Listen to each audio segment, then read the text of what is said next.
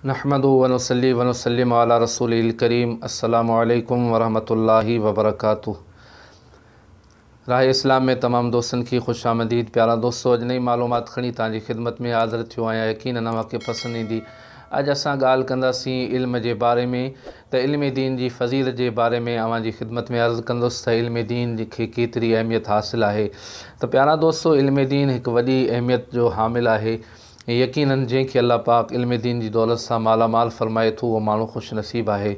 प्यारा दोस्तों, नबी पाक सल्लल्लाहु ताला अलैहि वसल्लम जन हिकु सहाबी सां गुफ्तगू फ़रमाए रहिया हुआ, त उन गुफ्तगू जे दौरान नबी पाक सल्लल्लाहु ताला अलैहि वसल्लम जन ते वही आई त हिन सहाबी जी ज़िंदगी बाक़ी हिकु घड़ी रहिजी वई आहे।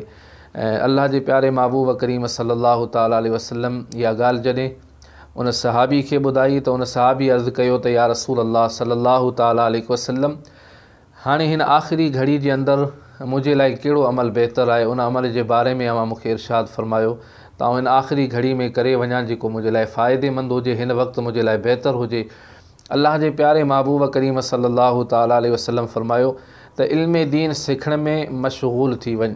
उहो वक़्तु जेको हो सो असर जो वक़्तु हो, असर नमाज़ जो वक़्तु हो। अल्लाह जे प्यारे महबूब करीम सल्लल्लाहु ताला अलैहि वसल्लम फ़रमायो इल्म दीन सिखण में मशगूल थी वञ। उहो सहाबी रसूल इल्म दीन सिखण में मशगूल थी वियो ऐं मग़रिब खां अॻु में ई उनजो विसाल थी वियो।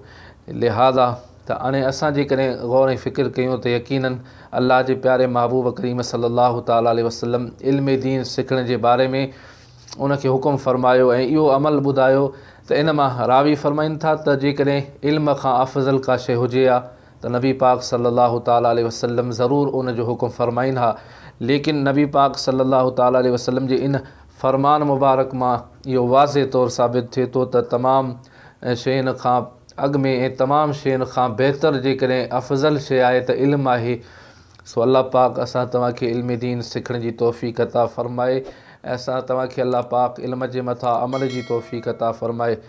वरी नई मालूमात में तव्हांजी ख़िदमत में हाज़िर थींदुसि। तेसीं ताईं इजाज़त ॾींदा। अल्लाह हाफ़िज़।